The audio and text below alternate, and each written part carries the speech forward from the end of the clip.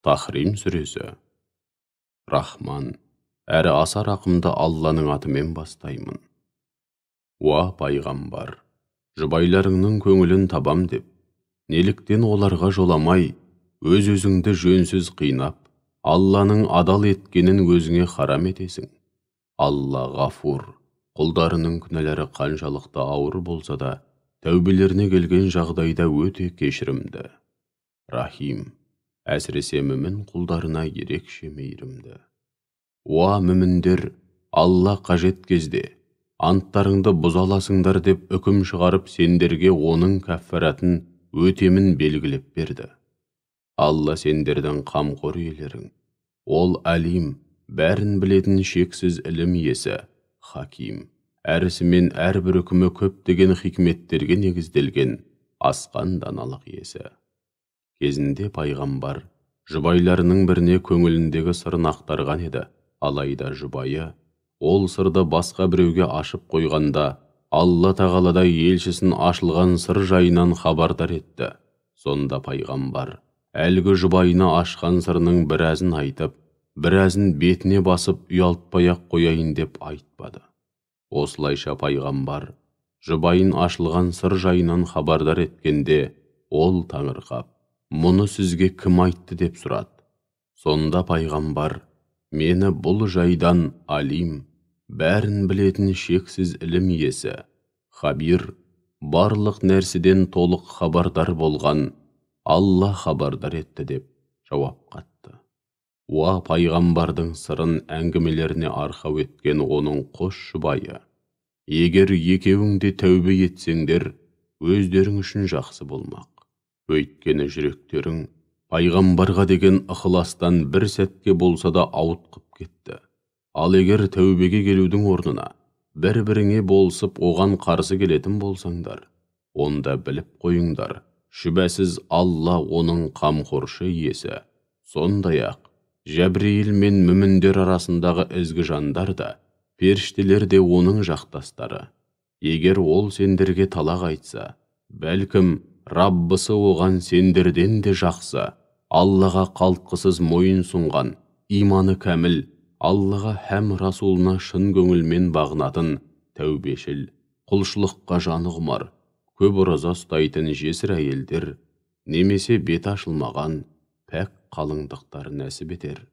Уа иман келтіргендер, өздеріңді һәм отбасыларыңды имандылыққа, адамгершілікке баулу арқылы, отына адамдар мен тастардан тұратын алапат оттан қорғаңдар. Оның басында қорқынышты, аяуды білмейтін тым қатал, жауапты періштелер болады. Олар әсте Алланың әміріне қарсы келмейді, және өздеріне берілген бұйрықты бұлжытпай орындайды. Әй кәпірлер, бүгін бостан босқа сылтау айтып, кешірім сұрамай-ақ қойыңдар. Дүниеде не істеген болсаңдар, тек соның қарымын алып, жазасын тартасыңдар. Уа иман келтіргендер, шынайы түрде тәубе етіп, Аллаға бет бұрыңдар. Міне сонда Раббыларың күнә қателіктеріңді өшірер, һәм бәріңді жайқалған жасыл бауларының арасымен және зәулім сарайларының түбінен өзендер ағатын жәннат бақшаларына кіргізер.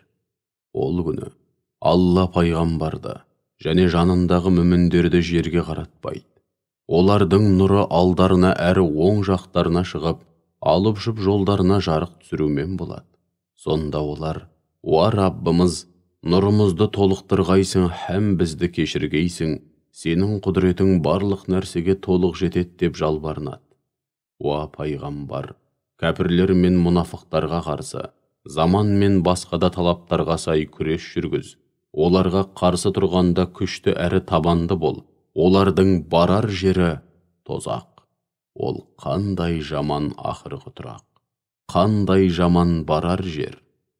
Алла күпірлікке белшеден батқандар үшін Нұхтың әйелі мен Луттың әйелін мысалға келтірді. Екеуі де құлдарымыз арасындағы екі ізгі құлымыздың некелі жары еді. Алайда олар күпірлікке бой алдырып, һәм дін дұшпандарына болысып, жұбайларына опасыздық жасады. Жұбайлары пайғамбар болса да, ол екеуін Алланың жазасынан арашалап қала алмады. Сөйтіп екеуіне тозаққа кіретіндермен бірге сендер де кіріңдер делінеді. Сондай-ақ Аллаға иман келтіргендер үшін Перғауынның әйелін мысалға келтіреді. Кезінде ол: «Уа Раббым, мен үшін өз құзырыңда жұмақта бір үй тұрғызғайсың. Мені Перғауыннан және оның жаман ісінен, зұлымдығынан сақтай көр.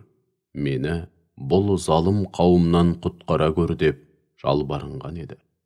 Сонымен қатар, мүміндер үшін ар мен әбирін сақтай білген Имран қызы Мәриямды да мысалға келтіреді.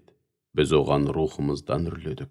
Ол Раббысының бұйрық, тыйым, уәде, ескерту мағыналарын білдіріп, уахи жолымен түскен сөздерімен құлдарына түсірген барлық кітаптарын шын көңілден мақұлдады. Ол Аллаға жан тәнімен, бар ықыласымен мойын сұнғандардың бірі һәм бірегейі болды.